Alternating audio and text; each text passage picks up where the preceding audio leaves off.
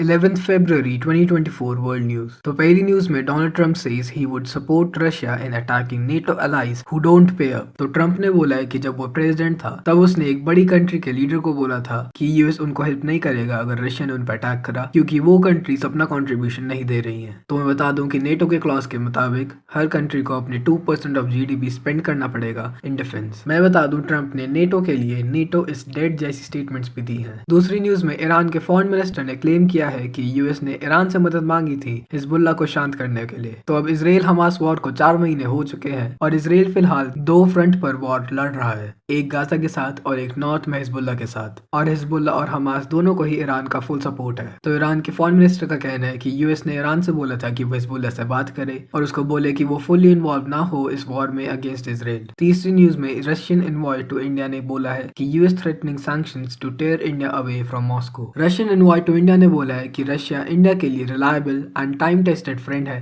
और इसी बात से यूएस को दिक्कत है। और उसने बोला है कि यूएस ने सेकेंडरी सैंक्शंस लगाने के भी थ्रेट्स दिए हैं इंडियन कंपनीज को। तो मैं बता दूं कि प्राइमरी सैंक्शंस तो हो गए जो यूएस ने डायरेक्टली लगाए हैं रशिया के ऊपर, और सेकेंडरी सैंक्शंस होते हैं जो कि दूसरी कंपनीज पर लगाए जाते हैं, जैसे कि इंडियन कंपनीज जो कि रशिया से ऑयल ले रही है और उसको रिफाइन करके आगे बेच रही है। लास्ट न्यूज में Saudi Arabia wants Israel on Rafah move और उसने बोला है कि इसके एक्सट्रीमली डेंजरस रिपरकशंस हो सकते हैं। तो इसराइल ने प्लान किया है वो आर्मी ऑपरेशन करेगा राफा में और इस पर सऊदी अरेबिया ने बोला है कि एक ह्यूमैनिटेरियन कैटास्ट्रोफी होगी। इसराइल के प्राइम मिनिस्टर बेंजामिन नेतन्याहू ने ऑर्डर किया है अपने आर्मी को कि वो प्रिपेयर करे evacuation of civilians from Rafah, ताकि वो उसके बाद ग्राउंड ऑपरेशंस कर सके राफा में। मैं बता दूं कि इसराइल काफी हद तक गाजा में घुस चुका है और राफा गाजा के साउथ में पड़ता है जो कि उसको इजिप्ट के साथ जोड़ता है और फिलहाल वहां पर कई सारे रेफ्यूजीज भी हैं। इस वीडियो में इतना ही। Follow for more.